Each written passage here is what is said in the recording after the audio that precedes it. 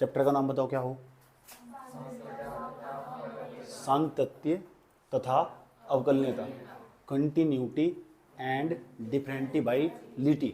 इसका मतलब हो क्या है? सांतत्य तथा अवकलनीयता, यानी दूसरी भाषा में एक प्रकार का अवकलन ही हो। अवकलन के कई सारे नाम हो, एक तो हो अवकलज, एक हो अवकलन। कुछ लोग अवकलन कहते हैं, अवकलनीय कहते हैं, अवकलनीयता कहते हैं, या अवकलज भी कहते हैं। कई सारे नाम है। डिफरेंशिएशन, डिफरेंटिबिलिटी, डिफरेंशिएट, बहुत सारे नाम है इसके। आज समझ, नाम सबका एक ही नाम है, अवकलन। अवकलन। और जो अवकलन है ना और समाकलन है, ऐसी पूरी यूनिट का नाम है कैलकुलस। कैलकुलस। हम कैलकुलस की इतनी मोटी मोटी बुक पढ़ते थे जब 12th क्लास में थे। एक बुक, एक चैप्टर की इतनी मोटी मोटी बुक पढ़ा करता था मैं। सोच सकते हो तुम, एक चैप्टर की इतनी मोटी मोटी बुक पढ़ा करता था, बच्चों की भी वही पढ़ा करता था, तभी तो उनके इतने अच्छे अच्छे नंबर आते थे। 98 नंबर कहाँ से आए? वही तो आए। इतना मोटा मोटा बुक पढ़ाया हूँ। और कोर्स पता कब पूरा होता? कोर्स जब पूरा होता था तब, जब 12वीं के बोर्ड के पेपर के 5 दिन रह जाते थे, तब उनका कोर्स पूरा होता था। समझ आई बात? आज का बच्चा कैसा होगा? आज का बच्चा उपभोक्तावादी।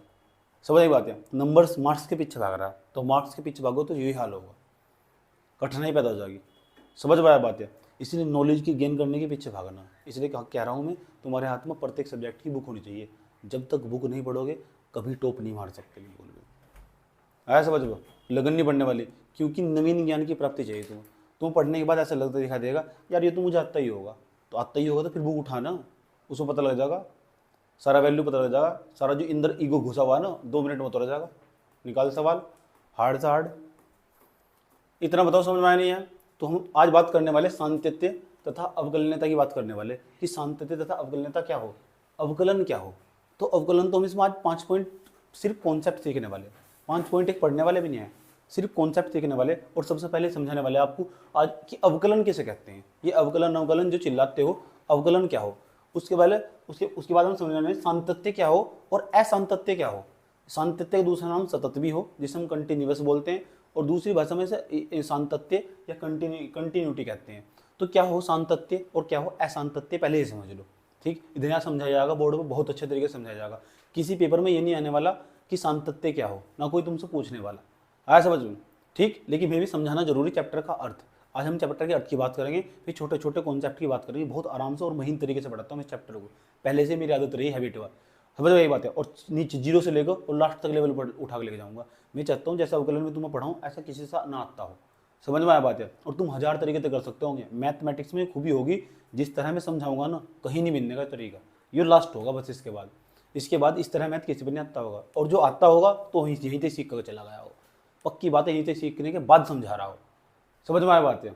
सब यहाँ का पढ़ा हुआ बहुत बच्चा टीचर बन चुका, यहीं से पढ़ कर पढ़ा रहे सब, यहाँ का नोट्स बराबर होकर जब पढ़ाते हैं। तो जो तुम्हें मैथमेटिक्स का जो तरीका सिखाऊंगा ना, वो एकदम यूनिक होगा, अलग होगा। समझ में आया नहीं बात? या उसके जैसा कोई तरीका नहीं है। लास्ट होगा, आसान होगा, सबसे बड़ी खास बात होगी आसान होगा। मेहनत किया हुआ, दूसरे को कॉपी नहीं करा हुआ। समझ? उसके बाद यहाँ तक सबने कॉपी करा। समझ में आया बात है? वो जो तरीका होगा यूनिक होगा, बेस्ट होगा, सारे सवाल हो जाने वाले, और लेवल बढ़ता चला जाएगा। दूसरे तो अपने आप को अव्वल स्थिति भी पाओगे इन्हें पढ़ने के बाद। चैप्टर तमीज तो समझ लेना, पहले आराम आराम तो समझो। मैंने कहा पढ़ाई हमेशा इंटरेस्ट लेकर करेगा। अगर पढ़ाई करने में नहीं लगा ना, तो उसका ये सोचना चाहिए लग क्यों नहीं रहा, ऐसा हो क्या रहा मेरे साथ, पढ़ाई करने में मन क्यों नहीं लग रहा। फिर इस प्रॉब्लम को देखो, फिर देखो तुम्हारा टाइम कहाँ जा रहा, यहाँ टाइम चला जा रहा है, इसलिए मेरा काम क्यों नहीं कंप्लीट हो रहा है, इसलिए नहीं कंप्लीट हो रहा है। मैं एडवांस सवाल क्यों नहीं निकाल रहा, क्यों नहीं निकाल रही हूँ, इसलिए नहीं निकाल रही, ये प्रॉब्लम है।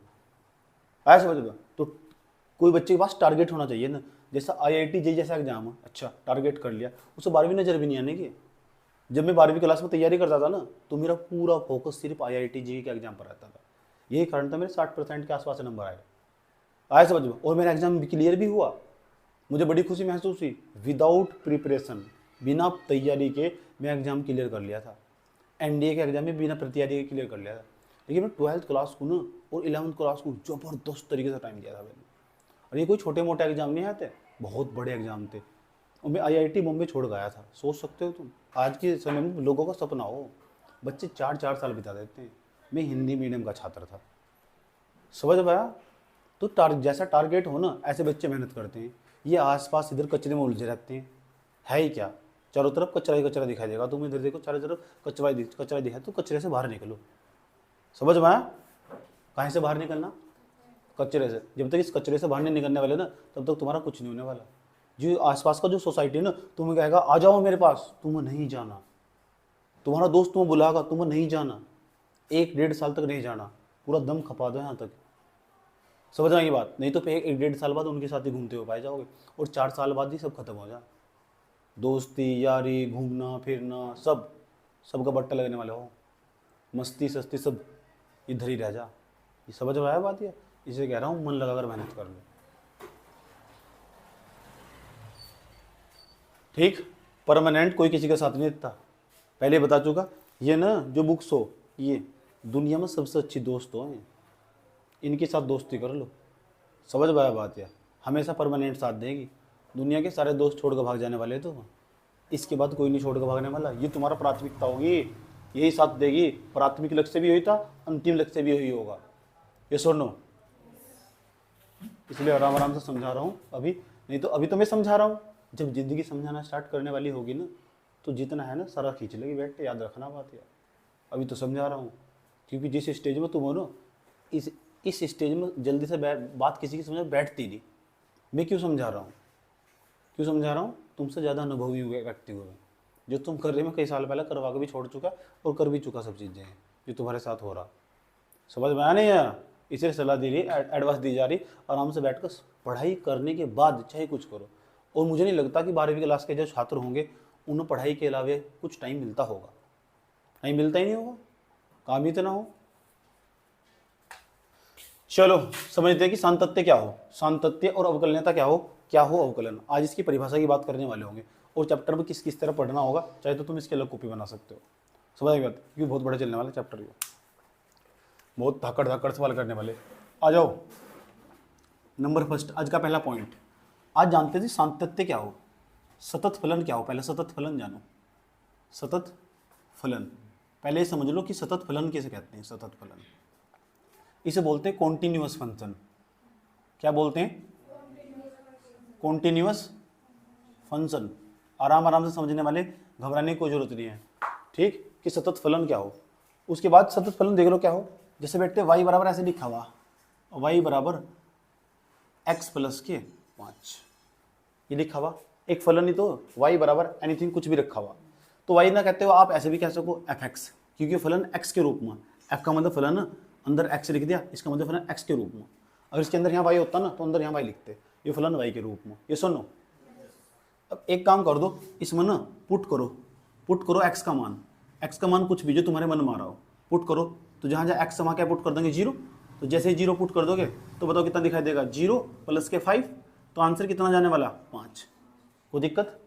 इसके अलावा तो नहीं कुछ आने वाला, यही तो आगा ना। अब पुट करो इसके अंदर एक नहीं पुट कर सकते, जो भी तुम्हारे मन में आ रहा हो 2 पुट कर दो। पुट करो तो कितना बैठेगा, f2 बराबर 2 प्लस के 5 कितना है, 7। यही तो आने वाला, फिक्स है ना, कोई दिक्कत नहीं है। ठीक, वेरी गुड, शाबाश। तो ये फलन रुक चुका नहीं, रुक चुका।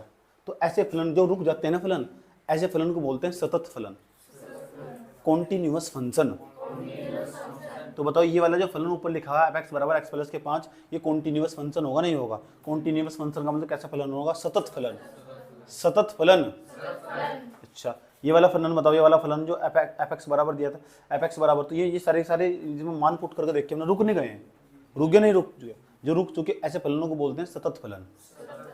इंग्लिश में बोलते हैं कॉन्टिन्यूअस फंक्शन। आज का दूसरा कॉन्सेप्ट समझो, आ जाओ दूसरा कॉन्सेप्ट समझाते हो तुम। ध्यान तो समझना, पूरा फोकस लगाकर। दूसरे नंबर पर जहां सतत लिखा हुआ था, अब यहाँ असतत फलन समझने वाले। असतत फलन इंग्लिश में बोलते हैं डिसकॉन्टिन्यूअस फंक्शन। डिसकॉन्टिन्यूअस, स्पेलिंग नहीं आनी तो पूछ लेना, ठीक। तो डिसकॉन्टिन्यूअस फंक्शन क्या होगा, असतत फलन किसे कहते हैं? आ जाओ देखो, यहाँ लिखा हुआ f(x), ध्यान से f(x) बराबर लिखा हुआ, और यहाँ लिखा हुआ 1/x, ऐसे लिखा हुआ। जरा पुट करो उसमें, x का मान पुट करो, कुछ भी। हमने x का मान पुट कर दिया, x बराबर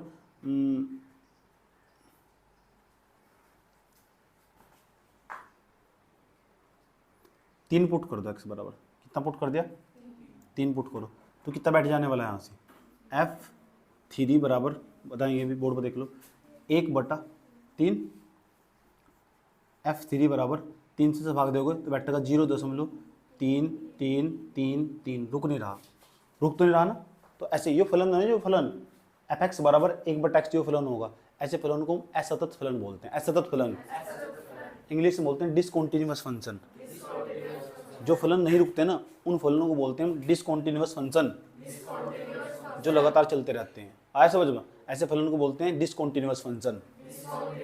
तो जो दो चीज समझ में आई तुम्हारी, एक तो सतत फलन और एक असतत फलन। तो जो फलन रुक जाते हैं ऐसे फलन को क्या बोलते हैं, सतत फलन, और जो फलन नहीं रुकते, लगातार चलते रहते हैं, उन्हें क्या बोलते हैं, असतत फलन, डिसकंटिन्यूअस फंक्शन।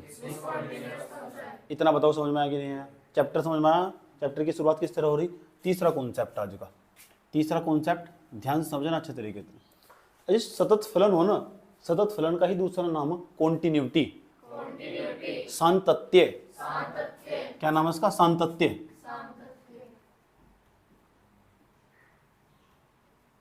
इंग्लिश में नाम कॉन्टिन्यूटी। आया समझ में। ऐसे फलनों की बात करने वाले इसमें जो सतत फलन हो गए, असतत फलन की बात नहीं करने वाले, सतत फलन की बात करने वाले हम अवकलन के अंदर। अभी बच्चे बार बार कहते हैं कि गुरुजी बताओ अवकलनीयता और अवकलन हो क्या है, क्या हो अवकलज। 11th क्लास में भी है ये अवकलज। आया समझ में, वहाँ पढ़ाया जाता हूँ अच्छी तरह ठीक ठाक तरीके से। 11वां 12 13वां चैप्टर यही है हमारा अवकलन का, लेकिन वहाँ बच्चे ध्यान देते नहीं इतना। आज समझ सब सब मस्ती में रहते हैं, यूँ नहीं पता कि उनका सब कुछ वीकनेस हो चुका उनके अंदर। जो 11th क्लास में नहीं पढ़ने वाला ना, वो कहीं नहीं पढ़ने वाला, उसके बिना कुछ नहीं है, सब अधूरा। देख लो, आ जाओ दूसरे नंबर पर आ जाओ। तीसरा कॉन्सेप्ट आ जाएगा। तो तीसरे कॉन्सेप्ट समझे अवकलन किसे कहते हैं, इधर ध्यान देना सब बच्चे। अवकलन किसे कहते हैं, अवकलन डिफरेंशिएशन किसे कहते हैं, अवकलन, अवकलन। तो जो अवकलन है ना, इसे बोलते हैं डिफरेंशिएशन। क्या बोलते हैं, डिफरेंशिएशन, डिफरेंशिएशन बोलते हैं। कुछ बच्चे इसका नाम अवकलज भी बताते हैं। मैं सारे नाम लिख दूंगा, घबराने की जरूरत नहीं। अवकलज, अवकलज, ठीक। और इस पूरी यूनिट का नाम पता क्या है, इस पूरी यूनिट का नाम है कैलकुलस। कैलकुलस इंग्लिश का वर्ड है, मैंने हिंदी में लिख दिया कैलकुलस, ठीक। ये पूरा का पूरा यूनिट है कैलकुलस। कैलकुलस के अंतर्गत क्या क्या आने वाला, कैलकुलस के अंतर्गत आपका आने वाला, सुनते रहो, कैलकुलस के अंदर पूरी यूनिट का नाम है कैलकुलस। ये सब चीजें, अवकलन, लिमिट, सब ये सब इसके अंतर्गत आने वाला यूनिट का नाम है पूरी कैलकुलस। मैंने कहा मैं कैलकुलस की पूरी एक बुक पढ़ाता था, पूरी इतनी मोटी मोटी बुक पढ़ाता था मैं कैलकुलस की। तो जो कैलकुलस है ना, कैलकुलस के अंतर्गत 5वें चैप्टर 12th क्लास में 6ठा, 7वां, 8वां और 9वां, ये सब कैलकुलस के अंतर्गत प्रवेश करने वाले। ये सुनो, ठीक। तो अवकलन किसे कहते हैं, तो आराम आराम से समझना, यहाँ समझाया जाएगा, फिर अवकलन की परिभाषा लिखवाई जाएगी, पता होनी चाहिए। तो वो क्योंकि बच्चे पूरा अवकलन पढ़ लेते हैं, उन्हें यूँ नहीं पता कि अवकलन किसे कहते हैं, बड़ी कठिनाई पैदा हो जाए।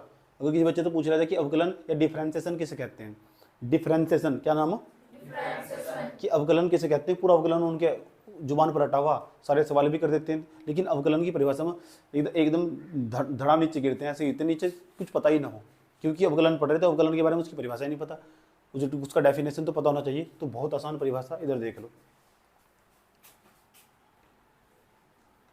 y बराबर ऐसे लिखा हुआ x, पुट कर दो इसमें x बराबर 1, तो y का मान कितना आ जाएगा, 1/1, तो आंसर कितना जाएगा 1। जब x का मान अब पुट कर दो, y का मान 2, x का मान 2, पुट x का मान 2 पुट करो, कितना बैठेगा, y बराबर में 1/2, 1/2 का मतलब 0.5। तुम किसका मान अपनी तरफ से रख रहे, किसका मान निकल कर चला आ रहा, जिसका मान अपनी तरफ से रखते हैं ना, उसे बोलते हैं स्वतंत्र राशि। स्वतंत्र राशि, देख लो बेटे, डेफिनेशन समझा रहा हूं अवकलन का, किसे कहते हैं, कि स्वतंत्र राशि, स्वतंत्र राशि जिसका मान हम अपनी तरफ से रखते हैं ना, उसे स्वतंत्र राशि बोलते हैं, और जिसका मान निकल कर आता होगा ना, उसे बोलते हैं परतंत्र राशि। परतंत्र राशि, तो कितनी राशि हुई, किसका मान अपनी तरफ से रख रहे, कौन सी राशि का मान अपने आप निकल आ रहा है, परतंत्र का मतलब जो दूसरों पर निर्भर करती है, यानी जब तक तुम x का मान नहीं रखने तब तक y का मान नहीं आना। परतंत्र का मतलब क्या हो, दूसरों पर निर्भर करना। परतंत्र का मतलब अब तो ये y का मान किसके मान पर निर्भर करता होगा? जब तक x का मान नहीं रखेंगे तब तक y का मान निकल जाएगा, यानी बिना x का मान रखे आप y का मान नहीं निकाल सकते। इसका मतलब स्वतंत्र राशि, ये परतंत्र राशि। तो अवकलन किसे कहते हैं? अवकलन का मतलब देखो क्या हो, ये y लिखा हुआ ना, y लिखा हुआ तो इसके सामने लिख देंगे हम d, ये वाला d का मतलब वो डिफरेंशिएशन, बदलाव। और जो बदलाव हो सके ना वो दो प्रकार का हो सके, कोई चीज बढ़ भी सके घट भी सके, ऐसे बदलाव दो प्रकार का हो, उसमें वृद्धि भी हो सके और कमी भी हो सके। अब ये वाई डी है, इसके सामने में वाई के सामने मैंने डी लगा दिया ना, इसका मतलब जो वाई है ना वाई में बदलाव हो रहा है, पक्की बात है। अब वाई में बदलाव होने का मतलब क्या हुआ? वाई में बदलाव होने का ये मतलब हुआ वाई बढ़ भी सकता होगा घट भी सकता होगा, लेकिन किसके सापेक्ष बढ़ेगा? एक्स के सापेक्ष। किसके? एक्स के सापेक्ष। तो इसके सापेक्ष में वही लिख देंगे डी एक्स। इसका मतलब होगा वाई में ना, वाई में बदलाव हो रहा है एक्स के सापेक्ष, इसका मतलब वाई में बदलाव हो रहा है एक्स के सापेक्ष। और वाई कैसी राशि बताई? वाई का क्या नाम बताया था? परतंत्र राशि। इसका मतलब ऐसे कह सकते हैं परतंत्र राशि में बदलाव हो रहा है। कौन सी राशि में बदलाव हो रहा? क्या हो रहा? अच्छा, किसके सापेक्ष? एक्स के सापेक्ष। एक्स कैसी राशि? स्वतंत्र राशि। तो हम ऐसे कह सकते हैं वाई, वाई की जगह हम कह सकते हैं कि परतंत्र राशि में बदलाव हो रहा स्वतंत्र राशि के सापेक्ष। ऐसे कह सकते हैं? कह सकते नहीं कह सकते? क्या कह सकते हैं? परतंत्र राशि में क्या हो रहा? बदलाव स्वतंत्र राशि के सापेक्ष। तो जो चीज बट्टे में लिखी जाना उसे बोलो दर। दर परतंत्र राशि में स्वतंत्र राशि के सापेक्ष होने वाली परिवर्तन की दर। परिवर्तन ही तो बदलाव हो, किस में बदलाव हो रहा मुझे बता पहले, वाई में कि परतंत्र राशि में? परतंत्र राशि तो वाई है यार। परतंत्र राशि में बदलाव हो रहा नहीं हो रहा? किसके सापेक्ष हो रहा है? एक्स के सापेक्ष हो रहा है। एक्स कैसी राशि? तो परतंत्र राशि के अंदर बदलाव हो रहा नहीं हो रहा? बदलाव को दूसरी भाषा में कहते हैं परिवर्तन। तो परतंत्र राशि में क्या हो रहा? परिवर्तन। स्वतंत्र राशि के सापेक्ष नहीं हो रहा, तो इसे तो अवकलन बोलते हैं। तो ऐसे एक लाइन में अगर परिभाषा बोलनी तो कैसे बोल लोगे? ऐसे बोल लोगे परतंत्र राशि में स्वतंत्र राशि के सापेक्ष होने वाली परिवर्तन की दर ही अवकलन कहलाती है। इसे dy बटे dx से प्रदर्शित करते हैं। आया समझ में? लिख ले जाओ इसकी परिभाषा, यहाँ लिखनी होगी इसकी परिभाषा। तो दोबारा बोल बताओ मेरे साथ साथ, परतंत्र राशि में स्वतंत्र राशि के सापेक्ष होने वाली परिवर्तन की दर ही अवकलन कहलाती है। इसे dy बटे dx से प्रदर्शित करते हैं। बच्चा फ्लोप हो जाएगा तुम्हारे क्लास का, नहीं पता उसे परिभाषा, सवाल सारे कर देंगे। समझ में? क्योंकि सवाल में सबको महारत हासिल हो ना, तो परिभाषा लिख लोगे। इसका नोट्स ऐसे ही बनाना होगा जैसे बनाया जा रहा है। मैंने कहा इस नोट्स को हम थोड़ा हाई लेवल पे लेके जाएंगे। सारे फॉर्मूले तो उसमें पूरी जितने मैथ में पढ़े ना तुम ना आज तक, सारे फॉर्मूले तो इसके अंतर्गत ही पढ़ा दूंगा तुम्हें। समझ में आई बात है? पूरा 11वीं क्लास का भी इसमें घुसा दूंगा सारा का सारा, पता भी नहीं चलने का। 11वीं क्लास का एक चैप्टर भी पूरा तेरा खत्म हो जाएगा, जो सबसे लास्ट का चैप्टर है। ये सुन लो, इतना बताओ समझ में आ रहा नहीं आ रहा? कोई प्रॉब्लम किसी छात्र को यहाँ तक? 3 चीज़ समझाई। नंबर 1 सतत फलन, जो फलन रुक जाते हैं उन्हें सतत फलन बोलते हैं, जो नहीं रुकते उन्हें असतत फलन बोलते हैं। इंग्लिश में क्या बोलते हैं? इसे कंटिन्यूअस फंक्शन, इसे क्या बोलते हैं? डिसकंटिन्यूअस फंक्शन, असतत फलन। अच्छा, तीसरे नंबर समझा अवकलन की परिभाषा। तो अवकलन की परिभाषा याद रहेगी। या कौन सी राशि? परतंत्र का मतलब दूसरों पर निर्भर करती है, जब तक x का मान नहीं रखने की तब तक y का मान नहीं निकालने का। या कैसी राशि? स्वतंत्र राशि, क्योंकि हम स्वतंत्र है ना, x का मान कुछ भी रख सकते हैं। आया समझ में? इसलिए स्वतंत्र, तो स्वतंत्र राशि कहलाएगी। तो परतंत्र राशि में स्वतंत्र राशि के सापेक्ष होने वाली परिवर्तन की दर ही अवकलन कहलाती है। खड़ा हो बेटे, बता अवकलन किसे कहते हैं? परतंत्र राशि में स्वतंत्र राशि के सापेक्ष होने वाली परिवर्तन की दर ही अवकलन कहलाती है। बैठ जा, खड़ा हो। परतंत्र राशि में स्वतंत्र राशि के सापेक्ष होने वाली परिवर्तन की दर, शाबाश, खड़ा हो। स्वतंत्र राशि में स्वतंत्र राशि के सापेक्ष होने वाली परिवर्तन की दर को अवकलन कहते हैं। अवकलन कहते हैं। अच्छा, परतंत्र राशि में स्वतंत्र राशि के होने वाली परिवर्तन की दर को ही अवकलन, परतंत्र राशि में स्वतंत्र राशि के सापेक्ष होने वाली परिवर्तन की दर को ही अवकलन कहते हैं। इसे dy बटे dx से प्रदर्शित करते हैं। बैठ जाओ, खड़ा हो। परतंत्र राशि में स्वतंत्र राशि के सापेक्ष होने वाली परिवर्तन की दर को ही अवकलन कहते हैं। इसे dy dx से प्रदर्शित करते हैं। बताओ इतना बात समझ में आया कि नहीं आया? बैठ जाओ। अगर हमने ऐसे लिख दिया ना, इसका मतलब ऐसे लिख दिया d एफ एक्स, इसका मतलब पक्की बात है फलन होगा कोई, अपॉन यहाँ लिखा हुआ dt, इसका मतलब इस फलन के अंदर ना बदलाव हो रहा होगा, और किसके सापेक्ष हो रहा होगा, t के सापेक्ष, यस और नो, ठीक। अगर हम ऐसे लिख दें ना dn अपॉन ds, आया समझ में, तो बताओ n के अंदर क्या हो रहा होगा, बदलाव, किसके सापेक्ष, यस और नो, ठीक।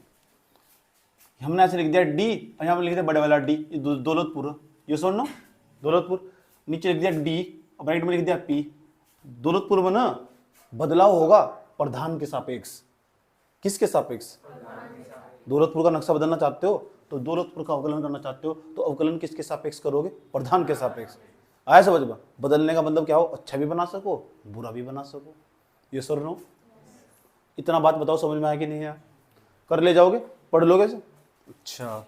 तो जो ऊपर लिखा रहेगा ना ये फलन होगा, और उस फलन के अंदर ये वाली चीज होनी चाहिए, क्योंकि जिसके सापेक्ष सब अवकलन कर रहे होंगे ना वो उसके अंदर मौजूद होना चाहिए, जैसे जैसे जैसे जैसे y बराबर ऐसे लिखा हुआ 2t² प्लस के 5t, ऐसे लिखा हुआ ना, y स्क्वायर बराबर, देखो यहाँ देख लो, y स्क्वायर बराबर 2t² प्लस के 5t, हमने कहा इसका अवकलन करना, y स्क्वायर नहीं y लिखो, तो इसका मतलब है dy अपॉन dt। अब बताओ t इसके अंदर है क्या, है, बताओ y क्या है, एक प्रकार का फलन होगा, उस फलन का क्या हो रहा होगा, अवकलन, किसके सापेक्ष हो रहा होगा, dt के सापेक्ष नहीं, t के सापेक्ष, यस और नो, इतना बताओ समझ में आया नहीं आया। परतंत्र राशि स्वतंत्र राशि समझ में आई, जिसका मान हम अपनी तरफ से रखने वाले होंगे कैसी राशि होगी, जिसका मान निकल कर आने वाला होगा कैसी राशि होगी, तो परतंत्र राशि के सापेक्ष स्वतंत्र राशि के सापेक्ष परतंत्र राशि में, स्वतंत्र राशि के सापेक्ष परतंत्र राशि में होने वाली परिवर्तन की दर ही अवकलन कहलाती है। ये परिभाषा नोट्स में लिख दोगे कि नहीं लिख दोगे, यस और नो, यहां तक नोट करो सब बच्चा लोग जल्दी।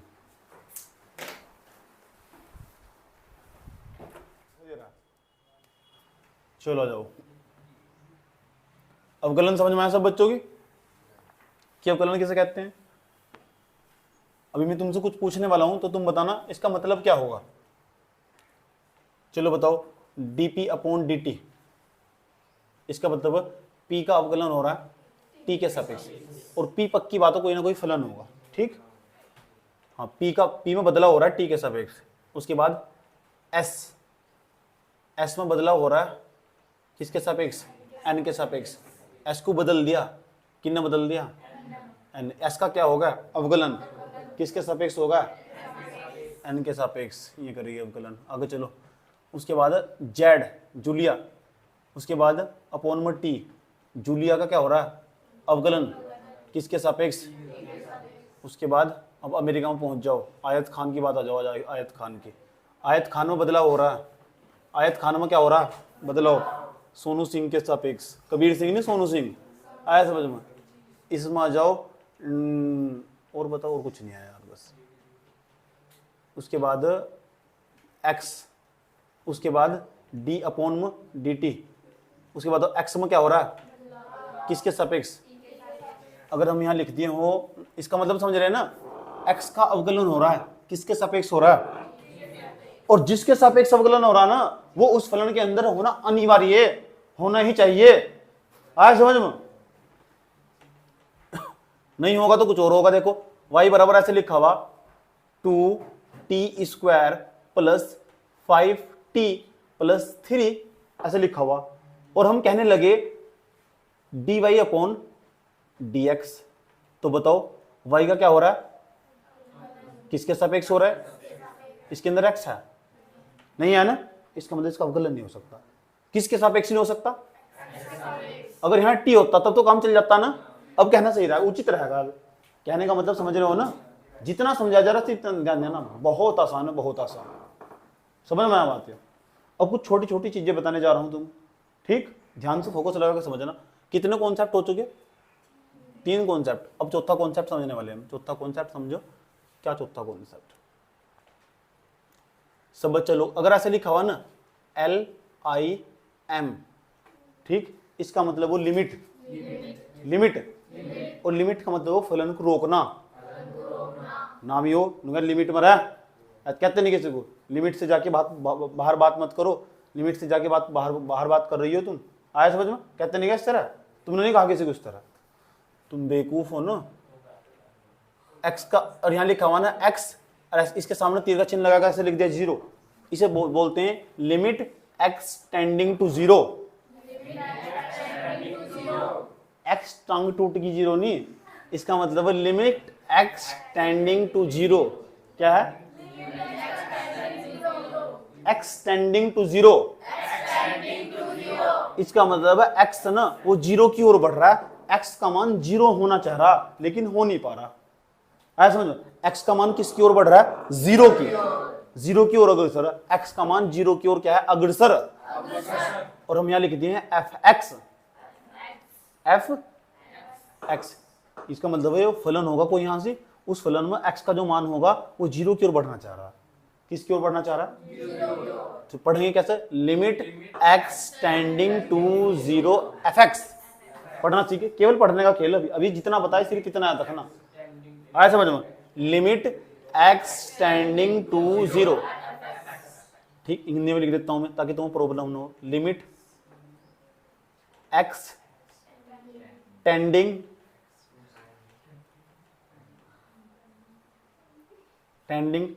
टू 0। पढ़ लोगे? देखो कितनी सुविधाएं प्राप्त करवा देती हूँ। तो इसे कैसे पढ़ेंगे बताओ? Limit x tending to 0। कोई प्रॉब्लम यहां तक? पढ़ना सीख गए? चलो आगे देखते हैं आगे पढ़ना है कि नहीं है। कैसे पढ़ेंगे इसे? लिमिट एफ एक्स लिखा हुआ एच 0। अब बताओ कैसे पढ़ेंगे? एक्स की जगह बस एच आ जाएगा। Limit H tending to 0 F X. ये सुन लो, एक और देखते हैं। चलो लिमिट, ये अनंत, ठीक है।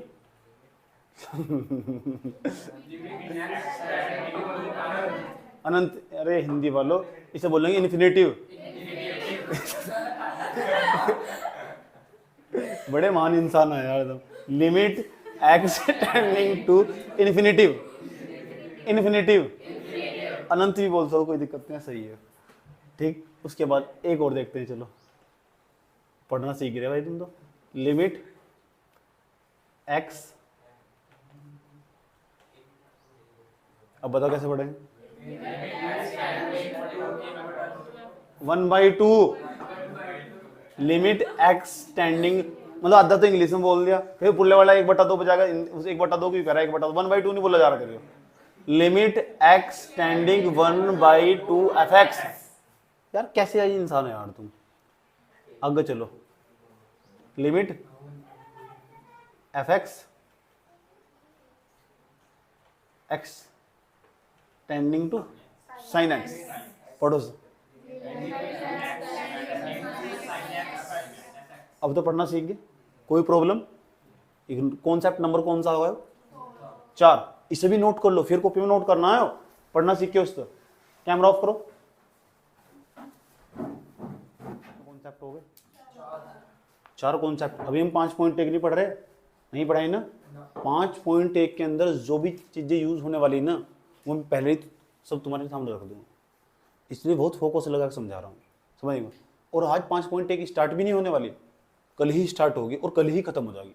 ये सुन लो, तुम करके भी दिखाओगे। तो हम सबसे पहले स्टार्ट 4 कॉन्सेप्ट हो गए। 5वां कॉन्सेप्ट, कॉन्सेप्ट तो काम की चीजें हैं बेटे। 5वां कॉन्सेप्ट ध्यान से समझना अच्छे तरीके से। अगर ऐसा लिखा हुआ एक्स और एक चिड़िया का मुंह इधर को बनाया हुआ, ठीक, और यहाँ लिखा हुआ 1, इसका मतलब क्या हुआ ये बता दो बस। एक्स का मान न ज्यादा 1 से। अब बताओ एक्स का मान 1 से ज्यादा, इसका मतलब क्या होगा? एक्स का मान 1 से ज्यादा 2, 3, 4, 0 हो सके, 1/2 हो सके। 1/2 तो 1 से कम हो। दिमाग पर जोर डाल रहे हो क्या? बुद्धि पर कभी जोर डालना नहीं चाहते बिल्कुल भी। अब तुमसे पूछूंगा एक्स का मान वो ज्यादा -1 से, इसका मतलब बताओ क्या हो? ऐसी क्या चीज है -1 से ज्यादा हो? एक नंबर लाइन बना रहा हूँ, यहाँ देख लो नंबर लाइन। यहाँ लिखा हुआ 0, यहाँ 1, यहाँ 2, यहाँ क्या लिखा हुआ 3। इधर को जाने पर संख्या बढ़ती है, इधर को जाने पर कम हो जाती है। -1, -2 -3 -4। इधर जाने की संख्या कम होती है, इधर जाने पर बढ़ती है संख्या। तो बताओ x का मान -1 से ज़्यादा, तो -1 से ज़्यादा इधर होगा इधर होगा, इधर को जाने पर बढ़ती है संख्या, इधर को घटती है, इधर तो -1 से ज़्यादा इधर होगा, इसका मतलब -1 से ज़्यादा इधर होगा। सारे के सारे मान इधर वाले की बात कर रहा है। समझ आई बात यार? इसका अगर हमने लिख दिया ना x का मान है ना, जो x का मान वो -3 से ज़्यादा -3 से, इसका क्या मतलब हुआ? अब -3 से ज़्यादा कौन कौन सा होगा? देखो -2 -1 0 1 2 3 dash dash dash dash dash. ये सुनो, हमने कहा x का मान ना कम है -5 तक, इसका मतलब बता दो क्या होगा? x का मान -5 तक कम है, तो -5 तक कम, इधर जाएंगे -5 तक कम, तो -6 -7 -8 -9 धड़ धड़ धड़ धड़ अनंत। मतलब समझे इसका? ठीक। हमने कहा बेटे x का मान ज्यादा 3 से और 3 के बराबर भी है, x का मान 3 से ज्यादा और 3 के बराबर भी है। इसका मतलब बताओ क्या होगा? इसका मतलब x का मान 3 है, पक्का 3 है, 3 से ज्यादा 3 होगा, 3 तो लेना ही पड़ेगा। x का मान क्या क्या होगा देख लो, चेक कर लो, 3 होगा, 3 होगा ना, क्योंकि जो नीचे चिन्ह लगाओ ना बराबर का चिन्ह होगा। ये सुन लो, 3 4 लेंगे, 5 6 7 8 9। तुम लग रहा हो क्या समझा रहे हो? 5.1 क्यों नहीं पढ़ा रहे? 5.1 इतनी जल्दी समझ आने वाली, इतने बड़े महान कलाकार नहीं हो तुम। आया समझ बता दो, पिछले 12 सालों तो मैं ही समझा रहा था, मुझे पता रहता है किस बच्चे पे कितना हो। मुझे बताने की कोई जरूरत नहीं है, इतना भी मुझे अनुभव है, मुझे यहाँ तो पता तुम्हारे नंबर भी कितने आगे, जिस हिसाब की तुम प्रिपरेशन कर रहे हो। समझ आई बात है? चेहरा देख कर बता सकता हूँ मैं, इतना भी मुझे अनुभव, तुम्हारे दिमाग में क्या चल रहा होगा उस टाइम सबके, इतना भी मैंने पढ़ाई कर रखा। ये सुन लो, अरे भाई से पढ़ ल, कहीं ज्योतिष बनाऊंगा तुझे भी। 3 4 5 6। एक बात और बताओ, चलो x का मान कम हो -5 से उसके बराबर भी है, इसका मतलब बताओ क्या होगा? -5 से कम क्या होगा? x का मान हो सके -5 तो होगा ही होगा, क्योंकि बराबर की बात कर रहा है ना, कोमा -6 कोमा -7 कोमा -8। समझ रहे ना? किसी बच्चे को यहाँ तक बताओ कोई प्रॉब्लम तो नहीं है। ये बराबर वाला कॉन्सेप्ट समझिए, बराबर वाला कॉन्सेप्ट क्या होगा? किसी बच्चे का नंबर लगा सकता हूँ, पूछ सकता हूँ क्या बताया गया। अगर ऐसा लिखा हुआ x का मान कम 0 से और 0 के बराबर भी है, इसका मतलब बताओ क्या हो? x का मान 0 से कम 0 के बराबर, x का मान इसका मतलब 0 भी है, 0 तो कम कम -1 -2 -3। कोई दिक्कत यहाँ तक? इतना बताओ कोई प्रॉब्लम है? कितने कॉन्सेप्ट हुए? कितने कॉन्सेप्ट हुए? कैमरा ऑफ करो, जल्दी बताओ, 5 के 5 कॉन्सेप्ट नोट करो।